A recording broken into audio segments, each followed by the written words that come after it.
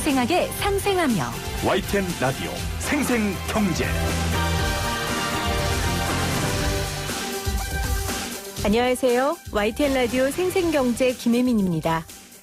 많은 사람들이 마음을 모아 신종 코로나 위기를 극복하려는 가운데 마스크와 손소독제를 매점 매석하는 사람들이 있습니다. 일부에서는 공장에서 생산된 마스크가 시장에 풀리기 전에 사재기를 하고 있고요. 인터넷 쇼핑몰에서는 마스크 가격을 하루 새 몇 배씩 높여 팔고 있습니다. 정부는 이에 대해 적극 대처하기로 했는데요. 폭리를 목적으로 물품을 사재기하거나 판매를 기피하면 2년 이하의 징역 또는 5천만 원 이하의 벌금에 처해집니다. 업체들이 마스크 값을 올리다가 적발되면 공정거래법 위반으로 3년 이하 징역 또는 2억 원 이하의 벌금형에 처해지고요. 매출액의 10%까지 과징금을 물 수도 있습니다. 예방수칙을 잘 새기는 것만큼이나 중요한 것, 나에게도 일어날 수 있는 일이라고 생각하는 겁니다. 나에게도 일어날 수 있는 일을 우리는 지금 함께 겪고 있습니다. 2020년 1월 31일 YTN 라디오 생생경제 지금 시작합니다.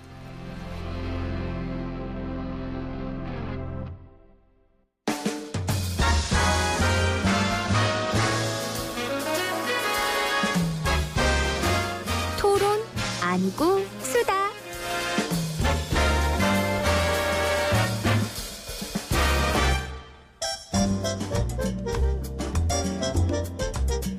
매주 금요일 토론 아니고 수다로 함께합니다. 오늘 토론 아니고 수다의 주제는 소비자와 상생 이슈를 한 번에 챙겨보는 시간으로 마련했습니다. CNI 소비자연구소 조윤미 대표, 민생경제연구소 안진걸 수장 나오셨어요. 두 분 어서 오세요. 안녕하세요. 안녕하세요. 안녕하세요. 두 분 새해 복 많이 받으시고 올해도 두 분은 소비자와 상생 이 두 영역에서 상당히 바쁘실 텐데 올해 내가 이거 하나는 꼭 이루고 싶다 하는 거 있으면 좀 말씀해 주세요. 우리 조 대표님. 저는 유튜브에서 요새 점 보는 유튜브들이 굉장히 많아요. 맞아요. 타로하고 그다음에 웬만한 점집들은 다 저기를 하시더라고요. 네. 유튜브를 운영하시더라고요. 보니까 제 인생 통틀어서 가장 많은 에너지가 폭발적으로 나오는 해래요. 2020년. 올해가 지금도 엄청난 에너지로 소비자 문제를 해결하고 계신데. 네, 그래서 정말 네. 많은 일을 해야 되겠다 이런 생각을 하고 있는데요. 네. 사실 소비자 운동에서 굉장히 중요한 것 중에 하나가 이제 제품 안전과 관련된 부분들이 많이 있는데 그 제품 안전이 지금은 이제 여러 부처에 좀 나눠져 있습니다. 예를 들면은 국가기술표준원에서는 공산품 관련한 거 하고 있고, 뭐 식약처에서는 의약 외품이라든가 뭐 화장품 이런 종류를 하고 있고, 네. 또 소비자원이 간혹 가다가 이제 시장 조사 같은 걸 해서 하고 있고 한데, 환경부도 최근에 이제 생활화학 제품들 관리를 하고 있는데, 이게 각각 부처마다 관리 방식도 다르고 표시를 의무화하고 있는 내용들도 다르고 그래서 네. 근데 사람들이 굉장히 많은 제품들 속에서 살잖아요. 특히 이제 가전 같은 경우에도 이런저런 문제들이 있을 수 있어서 저는 사실 이렇게 제품 안전청 같이 어떤 부처가 따로 관리하고 뭐 이런 게 아니라 일반적으로 생활에서 사용되는 모든 가전부터 시작해서 모든 제품들을 좀 통합적으로 관리하면서 안전 문제라든가 좀 더 나가면 품질이라든가 성능 문제까지도 좀 포괄적으로 관리할 수 있는 어떤 체계가 만들어졌으면 좋겠다는 생각이 드는데 미국 같은 경우는 CPSC라 그래서 제품안전위원회가 있습니다. 네. 그래서 우리나라 공정거래위원회처럼 독립된 위원회가 있는데 이런 데에서 조사권도 있고 기소권도 있어요. 그래서 굉장히 촘촘한 제품 안전에 대한 체크를 하고 있는데 우리도 그런 체계가 좀 필요하지 않을까 하는 생각이 네. 들어서 단체들과 함께 그 이슈들을 좀 발전시켰으면 좋겠다는 생각하고 있습니다. 제품 안전을 위한 통합적으로 좀 관리할 수 있는 네. 기관이나 제도를 만드는데 폭발적인 에너지를 쏟으시겠다. 기대됩니다. 자, 안일걸 시장님은 올 한해 정말 존경스럽습니다. 누군가 저렇게 안전이 오타쿠처럼 마치 서비스 안전, 제품 안전, 소비자 안전에 매달려야 됩니다. 좀 불안하잖아요, 우리나라 여전히요. 제가 오프닝에 얘기한 것처럼 내일이라고 생각하는 그러니까 거예요. 지금 자기처럼. 네, 안 소장님이나 조 대표님은 내일이라고 생각하고 이걸 뛰시는 거지. 정말 대단합니다. 맞습니다. 너무 감사합니다. 저도 우리 조미 대표님 들려서 폭발적인 에너지를 네. 우리 국민들이 교육비, 주거비, 의료비, 통신비, 자비, 교통비를 확 줄이는데 반드시 쏟아붓겠다. 그러니까 확 줄이는데 예. 한 가지, 딱 한 예. 가지만 아니, 할 수 있다면. 몇 가지 말씀드리면요. 한 가지가 안 돼요. 자, 명절 고속도로 통행료 면제되니까 얼마나 좋습니까? 차가 막혔어도 네. 서운하잖아요. 네. 근데 일부 민자는 적용이 안 됐어요. 여전한 혼선이 있었거든요. 고속도로 휴게소 여전히 너무 비쌌어요, 음식. 직영하면 저렴해지거든요. 명동보다 어떻게 더 비쌀 수 있으면서 김치는 또 안 줍니까? 이게 문제가 됐잖아요. 저는 이런 사소한 것도 우리가 달려들어서 소비자나 이용자의 권익을 그래서 거기서 일하는 분들의 처우도 같이 네. 동반 상승시켜보자는 건데요. 오늘 또 제가 하나 꿀팁 하나 갖고 왔잖아요. 그래서요. 뭐예요? 오늘 1월 31일. 오늘 안에 자동차세를 통합해서 내면 10%나 할인이 됩니다. 오늘 안에? 오늘 안에. 보통 6월달, 12월달에 이렇게 두 번 나눠서 내는데 네. 기다리지 마세요. 그리고 두 번 번거롭게 냅니까? 1월 30일이라 그냥 한 번에 내면요. 10% 할인했는데 제가 어저께 32만 9천원에 나왔거든요. 좀 네. 오래된 준소형차인데 무려 32,900원 할인받았다는 거 아닙니까? 10%니까. 생생 경제니까 이런 생생한 정보를 드리는 거예요. 근데 만약에 조금 차 크거나 조금 최신 차들은 5만 원에서 10만 원까지 할인이 됩니다. 그럴 수 있어요. 큰 돈이죠. 얼마 큰 돈입니까? 그럼요. 저는 이렇게 정부나 지자체가 국민들에 도움이 되는 모든 할인 정보를 의무적으로 알려주는 것도 해야 된다. 65세 이상 어르신들 통신비 11,000원씩 감면되고 있거든요. 기초연금 받는 분들 소득의 70%. 이것도 아직 신청 안 하신 분이 많아요. 네. 제발 우리 생생경제를 들으신 분들은 주변의 어르신들한테 65세 이상이고 기초연금을 받는 대상인 소득의 70%는 11,000원이 의무 감면된다. 어머니든 아버님든 상관없이. 근데 의무 감면된 거면 따로 신청 안 해도 근데 되는 이 거 아니에요? 통신사가 그런 약간 장난을 쳐요. 꼭 신청을 해야 해야만이 되는구나. 감면. 그냥 딱 파악해서 해주면 얼마나 좋습니까만. 네, 알겠습니다. 요것도 저희 문제제기 계속해야죠. 자, 그래서 자동차세 1월 30일 오늘 안에 네. 3분 정도밖에 안 걸려요. 이택스 이택스 이런 데 들어가면 바로 납부 가능합니다. 알겠습니다. 10% 할인됩니다, 여러분. 네, 저는 안 소장님의 그 교육비, 주거비, 통신비 이게 그 퇴종태세, 문난세 이후로 네. 가장 암기되기 쉬운 것 같아요. 제가 이거 암기하기 직전까지 한번 외워볼게요. 네. 자, 그렇다면 오늘의 주제는 이 두 분들한테 가장 잘 들을 수 있는 주제인 것 같습니다. 이 플랫폼 경제예요. 사실 이 플랫폼 경제라는 게 많이 요즘 여러분들 들으셨을 거예요. 근데 막상 이게 뭔가 개념이 안 잡히실 수 있을 것 같아서 조 대표님 플랫폼 경제라는 게 뭐예요? 그러니까 우리가 이제 최근에 여러 가지 서비스를 과거에는 이제 오프라인에서 직접 어딜 가서 한다든지 이렇게 대면해가지고 서비스를 받았는데 지금은 모바일을 기본으로 해서 인터넷이나 이런 데를 통해서 어떤 서비스를 신청을 하면 그게 개인을 통해서 어떤 플랫폼을 거쳐서 서비스와 연결되는 이런 방식으로 우리가 서비스를 받는 거거든요. 그런 것들을 우리가 이제 플랫폼 경제, 플랫폼 서비스, 그리고 거기에서 일하시는 분들은 플랫폼 노동자, 사이버 노동자 이런 네. 표현들을 쓰고 있는 건데요. 사실은 이제 스마트폰이 굉장히 일반화되고 모바일을 통한 서비스들이 늘어나면서 이런 종류가 굉장히 늘어나죠. 예를 들면 배달 앱 같은 거. 그다음에 무슨 타다나 이런 카카오 택시 같은 우버. 우버나 이런 경우도 이제 플랫폼을 통해서 내가 신청을 하면 거기서 일하시는 분들이나 서비스를 제공하는 분들하고 연결을 시켜주는 그 역할을 하면서 중간에 이제 수수료 같은 개념의 비용들을 가져가는 이 경제 시스템을 이제 운영하고 있는 것이죠. 그리고 이게 굉장히 많아지고 있어요. 예를 들면 가사 서비스 같은 것도 예전에는 아름아름 전화번호부 찾아서 이렇게 뒤져서 이랬지만 지금은 앱들이 다 있어서 거기서 신청해가지고 내가 이제 서비스를 받는다든지 앞으로 이제 점점 이제 더 많이 늘어날 것 같아요. 그래서 네. 이런 것들을 우리가 이제 전체적으로 플랫폼 경제, 플랫폼 서비스 이렇게 표현할 수 있는 거죠. 그러니까 이게 4차 산업혁명 시대에 맞춰서 이제 여러 산업에 걸쳐 꼭 필요한 빅데이터나 AI 같은 핵심 인프라 생태계를 갖추고 네. 이 안에서 활용하는 경제들을 뜻하는 건데요. 어렵게 제가 말씀드렸지만 우리 조 대표님 쉽게 설명해 주신 것처럼 우버, 카카오 택시, 에어비앤비 이런 것들이 들어가 있습니다. 자, 그렇다면은 안 소장님 네. 이 플랫폼 경제에 종사하는 분들이 얼마나 돼요? 굉장히 많이 늘었을 것 맞습니다. 같아요. 우리 방금도 예를 들었는데 좀 더 아주 쉬운 예로 배달 라이더들 대표적인 플랫폼 노동자들이죠. 네.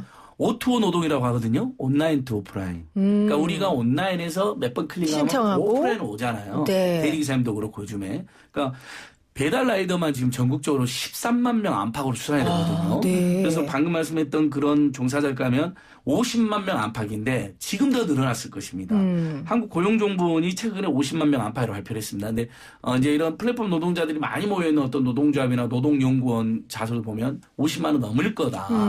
그러니까 예를 들면 배달 라이더만 13만 명. 그다음에 역시 온라인으로 주문을 주로 받는 이제 온라인으로 이렇게 대리도 좀 부르잖아요. 네. 대리기사님도 또 한 20만 명 정도로 추산되잖아요. 그러니까 50만 명 정도 된다. 근데 이분들이 이제 아까 대부분 이제 고용 뒤에서 이야기했지만 자영업자로 되어 있습니다. 그러니까 근로계약을 맺고 하는 게 아니라 일종의 사업자 계약을 맺어요. 고용의 대부분 형태가 특수 고용 노동, 흔히 말하는 특고라고 들어보셨죠? 특고, 네. 특수 고용 노동태입니다. 그래서 별명을 이 플랫폼 노동자들을 디지털 특고라고 합니다. 온라인 특고, 디지털 특고. 그다음에 형태가 또 두 가지가 있는데요. 우리 이제 배달할 때는 온라인에서 이렇게 우리가 주문해갖고 그분들이 오잖아요. 네. 요런 플랫폼 노동이 있는가 하면 하나는 예를 들면 방금 가사 도우미라든지 무슨 번역 도우미 같은 경우는요. 어떤 홈페이지나 어떤 특정한 곳에 올려요. 자신의 자, 이력을. 예를 들면 그 본인도 올리고 네. 그 일을 필요한 하고 싶은 사람도 올리고. 올려요. 그럼 거기에 게시판에 이 번역물 누가 할래요? 그러면 저요 해가지고 얼른 하는 거 그 단가이니까 요거 같은 경우는 이제 뭐랄까 모집형 게시형 특고죠. 플랫폼 노동자 약간 네. 형태가 다르죠. 그러니까 온라인에서 우리가 주문해가지고 오는 오프라인 노동이 있는가 하면 하나는 나도 그렇고 사용하는 분도 그렇고 온라인 어떤 공간에 게시를 해놓으면 거기다가 답을 해가지고 그것도 먼저 답을 해야지 주문이 되는 거예요. 그렇군요. 계약이 형성되는. 지금 고용 형태까지 안 소장님이 설명해 주셨어요. 그러니까 자영업자, 그러니까 특수고용, 특수고용 형태? 그렇죠. 이렇게 말하나요? 우리가 누가 보기에도 네네. 특수고용. 보면 딱 노동자들이잖아요. 주로 이제 네네. 육체 노동을 해주시는 분들인데. 그런데 자영업자로 근데 지금은 들어가 근로계약이 있죠. 대부분 형성이 안 됐고 자영업계약인데 자영업자들처럼 근데 사업자 등록도 안 돼 있는. 그래서 전체 통계는 희한하게 이분들이 실업자로도 잡혀요. 그렇군요. 그래서 청년 실업률이 과다 계산됐다는 지적도 나옵니다. 생각해보세요. 많은 청년들이 지금 배달 라이더도 하고 여러 가지 일을 하고 있는데 네. 이분들은 노동자도 아니죠.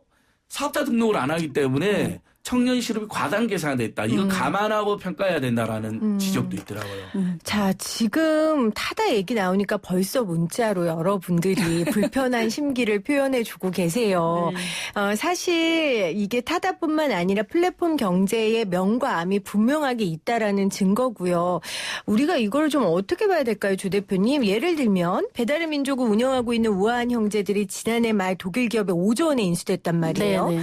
그러니까 이게 사실 스타트업이나 유니콘 시각에 굉장히 긍정적일 수 있고 환영받을 만한 내용이었었어요. 그러나 이 안에 또 여러 가지 우리가 풀어야 되는 문제들이 있잖아요. 가장 큰 건 이제 독과점 문제가 있는 거죠. 이제 이게 거대한 플랫폼이기 때문에 여기에 속해서 이제 서비스를 제공하는 라이더 같은 노동자들 문제도 있고 그 앱을 통해서만 음식 배달을 받을 수밖에 없는 소비자들이 소비자 중심으로 하면 네, 소비자 입장에서 보면은 다른 선택의 여지가 없이 그 배달 앱을 사용해야 되는데 이게 독과점 돼 있으면 시장에서 이제 경쟁이 도태될 수밖에 없고 초기에는 뭐 이런저런 약속들을 지금 하고 있어요. 그래서 뭐 수수료를 더 올리지 않겠다든지 뭐 조건들을 더 좋게 하겠다든지 이런 걸 하고 있는데 독과점 되면 결국 경쟁이 네. 줄어들기 때문에 나중에 더 이제 비용들을 추가하거나 전가하거나 이런 문제가 생길 수 있는데 결국은 그러면 이용하는 소비자들에게 그 비용이 고스란히 가거나 또는 지금 문제가 되고 있는 이제 서비스를 제공하는 분들이 가져야 되는 당연한 권리로서의 어떤 서비스 비용이 이제 플랫폼으로 뺏기게 되는 이제 이런 문제들이 양쪽에서 생기는 거죠. 예. 그래서 이런 플랫폼 경제에 있어서는 사실 소비자 이해하고 실제로 거기에 관련돼서 노동을 제공하시는 분들의 이해 수준이 좀 이렇게 서로 이게 상통하는 부분이 분명히 있어요. 그리고 그 사이에 거대한 그 플랫폼을 구축할 수 있는 자본력을 가진 거대한 기업이 중간에 이 서비스를 연결하는 플랫폼을 구축하는 거거든요. 그럼 이 사이에서 선택을 결국은 플랫폼 그거를 이용할 수밖에 없는 소비자와 서비스를 제공할 수밖에 없는 노동자들 사이에서의 이해들을 어떻게 조정할 것이냐라고 하는 게 이제 굉장히 중요한 상생의 과제가 될 수밖에 없는 거 아닌가 이런 생각이 좀 들어요. 네. 그래서 저도 플랫폼 노동이라는 게 우리 국민들 소비자 입장에서 보면 편리해진 건 사실이잖아요. 근데 정말 바람직한 방향인가에 대한 엄청난 고민이 있습니다. 우리 예전에 배달을 하면 그냥 전화 한 통 하고 예를 들면 배달 노동자가 오셨잖아요. 네. 배달료 따로 안 냈죠. 앵커님도 기억나시죠? MC 김혜민 PD님도 따로 안 냈죠. 우리 청취자들은 또 배달료 따로 안 냈죠. 요즘 배달 앱을 쓰면 편리하긴 하지만 배달료 3,000원, 4,000원까지 냅니다. 네. 근데 이분들이 근데 예를 들면 받을 수밖에 없는 거예요. 이 배달 앱 노동자들도. 왜냐하면 그걸로 먹고 살아야 되니까. 근데 지금 배달의 민족하고 배달통화 요기요가 3등분돼 있었는데 한 회사로 지금 독과점이 돼버리는 거죠. 왜냐하면 안 그래도 수수료가 많기는 자영업자 입장에서도 20% 가까이가 수수료가 들었어요. 네. 안 그래도 최저임금 오르죠. 건물주들 조물주보다 더 힘이 세다고 이렇게 횡포에 시달리고 있었는데 신용카드 가맹 수수료도 비싸고 임대료도 비싸고 근데 거기다 20% 가까이를 수수료 내는 거예요. 근데 이게 독점이 되면 더 심해지지 않겠냐는 우려를 할 수밖에 없고 그래서 얼마 전에 중소상공인 단체들이 강력히 반대한다. 지금 공정위에서 기업 결합 심사 중에 있거든요. 아니 그래서 제가 네. 그걸 여쭤보려고 했어요. 상식적으로 이렇게 너무 한 분야의 독과점이 생기면 공정거래위원회에서 제재를 하잖아요. 반대하죠. 기업 결합을 못하게 하는 네. 전례들이 있습니다. 실제로. 네, 그래서 제가 이 부분은 어떻게 되냐고 여쭤보려고 했는데 지금 심사 중인 예, 심사 중이고 거군요. 2016년에 실제로 SK텔레콤이 네. 당시에 죄송합니다. 헬로비전, CJ 헬로비전을 인수합병했을 때 공정거래나 부결시킨 전례가 있습니다. 네. 왜냐하면 CJ 헬로비전이 당시에 알뜰폰도 1위 사업자였고요. 그다음에 케이블 방송도 1위 사업자인데 SK텔레콤이 알뜰폰도 하고 있고 그냥 일반 이동통신도 하고 있고 그다음에 브로드밴드를 통해서 IPTV도 하고 있었잖아요. 케이블 방송도. 그거 다 합쳐지면 독과점이 심화된다 해서 부결한 적이 있거든요. 네. 근데 그때는 100%도 아니었잖아요.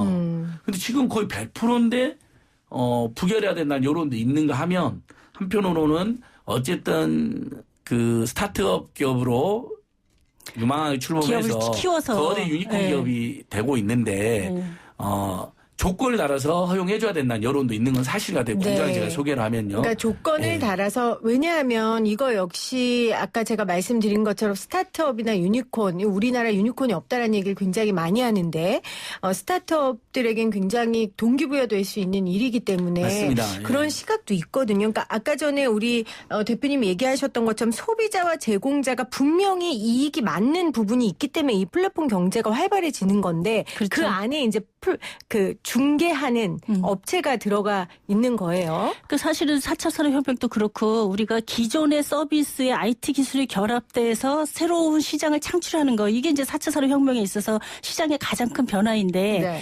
그 결과물이 어디로 가야 되느냐. 이게 경제정책에 있어서 핵심이죠.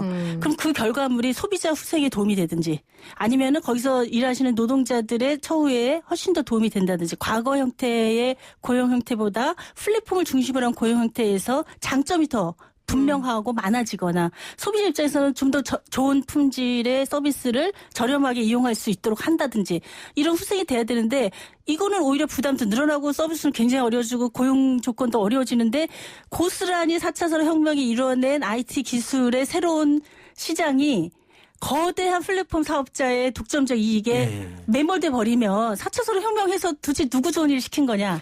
이런 얘기들이 나올 수 있는 거죠. 그런데 플랫폼 하는 그러니까 우리가 지금 말한 배민이나 뭐 예를 들어 이런 기업들도 이익을 얻어야 될 거 아니에요. 기업인데. 그러니까 충분히 이윤을 이제 누리고 물론 이제 적자도 보고 있었는데요. 아무튼 5조 원대 이번에 인수합병에서 이제 화제가 된 건데 그럼 그 5조 원의 가치는 어떻게 키워졌냐는 것을 볼 필요가 있습니다. 원래 아까 말씀드린 것처럼 가게 배달 노동자하고 나하고 이렇게 단선적으로 있던 노동 형태가 서비스 형태가 우리가 배달앱을 하면 배달앱이 가게로 연결하고 그 가게가 배달 대행업체한테 연결하고 배달 대행업체가 배달 라이더를 보내거든요. 네. 굉장히 복잡해지면서 그러면 중간에 배달앱하고 배달 대행업체가 끼어들었죠. 원래 없던.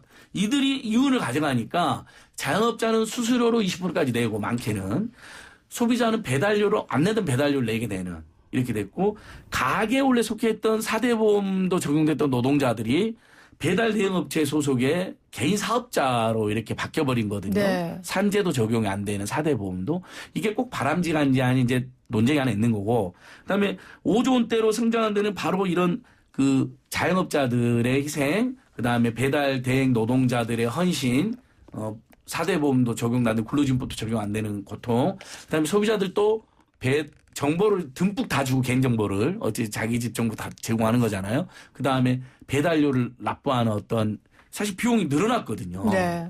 가격에도 반영이 될 수밖에 없고요. 그런 부분들이. 수수료 20% 내는 자영업자들은 어떻게 그걸 만회할까요? 결국 가격 올릴 수밖에 없게 되거든요. 그렇게 해서 5조원이 형성됐다는 측면에서 자기들만의 그런 성과는 아니라는 거죠. 그러니까 합병을 만약에 정부가 허용한다, 공장 허용한다 하더라도 조건을 엄격히 달아서 소비자 후생, 노동자의 처우 개선, 자영업자들의 상생 이런 부분들이 이루어질 수 있게 해달라는 요구가 굉장히 많습니다. 네. 댓글도 보면요 굉장히 냉소적인 댓글이 많아요 우리 국민들이요. 예. 네. 근데 이제 우리의 고민 중에 하나는 뭐냐면 이 길을 안 갈 수 있느냐. 안 갈 수는 거슬러 없죠. 수는 없는 길인 맞아요. 거예요. 그리고 앞으로 늘어나면 늘어났지 절대 줄을 일은 없는 거죠. 네. 그렇죠. 예. 한 번이 이제 편리하게 서비스를 이용해서 배달을 하기 시작하면은 뭐 가서 직접 사오고 뭐 하는 게 너무나 힘들어지기 때문에 계속 늘어나는데 네. 자 그러면은 전체적으로 어떻게 해야 돼요? 지금은 굉장히 개별적인 어떤 사안으로 접근하는 게 많은 것 같아요. 그게 아니라 과거에 우리가 그려왔던 시장 1대1로 거래를 했던 이 시장이 완전히 전면적으로 바뀌는 거거든요. 그럼 새로운 룰이 만들어져야 되죠.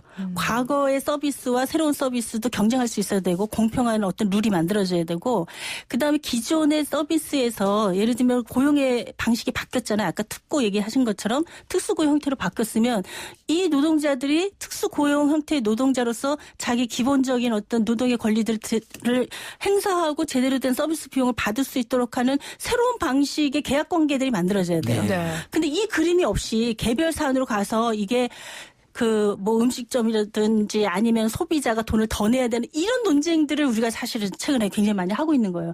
그래서 훨씬 더 큰 그림들을 만들어가고 거기서 핵심은 예를 들면 근로기준법에서 우리가 근로자라는 개념이 과거 형태의 개념으로만 묶여 있잖아요. 지금의 근로 형태는 약간 그러니까 이게 특고가 약간 프리랜서 개념들이 예, 그렇죠. 지금은 프리랜서 방식으로 저도 프리랜서 방식으로 일하고 있고 굉장히 많은 분들이 그 부분으로 가고 있는데 일정 정도는 노동자로서의 어떤 역할들이 있으면서 동시에 사업자이기도 하고 네. 또 거기에 이제 예를 들면 앱에 이제 이렇게 배달 서비스 하시는 분들은 가장 프리랜서의 핵심적인 것은 뭐냐면 그 노동을 자기가 선택하고 거부할 수 있는 권리가 노동자에게 주어져 있느냐라고 하는 그렇죠. 개념이 가장 중요해요. 그거를 거부할 수 없고 시키는 대로 일주일에 몇 시간 계약된 방식을 그대로 해야 되면 그는 고용된 노동이거든요. 맞습니다. 근데 이런 개념들이 새로운 방식의 시장은 막 열려져 가고 있는데 정리가 안 돼 있다는 거죠. 그래서 사실 법적으로도 해결해야 되는 큰 그림에서부터 해야 될 게 굉장히 많다 이런 생각이 들고 계약관계에 있어서도 훨씬 더 폭넓은 방식의 네. 다양한 노동 형태들을 인정하고 그것에 대한 권리를 만들어갈 수 있는 방식을 해야 되지 않겠나 그런 생각이 좀 들어요. 조 대표님이 굉장히 중요한 말씀을 해주셨어요. 앞으로 이 흐름은 바꿀 수 없어요. 그 인정하시죠? 안 네. 소장님도. 그렇죠? 그렇기 때문에 개개인 아니면 개별 사안으로 우리가 접근해서 보면 당연히 이해관계들이 얽혀있기 때문에 해결하기 쉽지 않고요. 패러다임이 바뀌었기 때문에 여기에 맞는 새로운 룰을 정하는 게 저도 중요한 것 같아요. 그 룰에 있어서 성장하는 플랫폼 사업, 그 속에서 일하는 노동자, 그리고 그 서비스를 이용한 소비자가 정말 상생할 수 있는 그런 법이 들어가야 한다고 생각을 합니다. YTN 라디오 생생경제 금요일 토론 아니고 수다 함께하고 있는데요. 소비자와 그리고 상생에 관한 이야기 지금 안진걸 소장과 그리고 조은미 대표와 나누고 있습니다.